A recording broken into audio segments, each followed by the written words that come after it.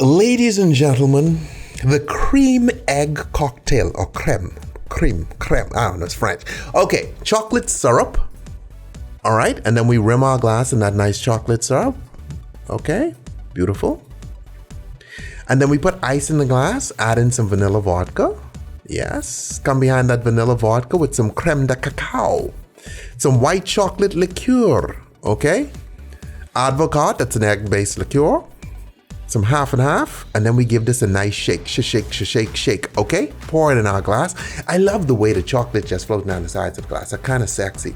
And then we garnish with this Cadbury Creme Egg, okay? You have to search for that. This is a nice little Easter drink, I guess. All right, and there you have it, all right? Beautiful. So for all, well, don't look at it like that, homeboy. Okay, just eat the damn thing. For all your drinking needs, you know how to come. TipsyBartender.com, we got you covered.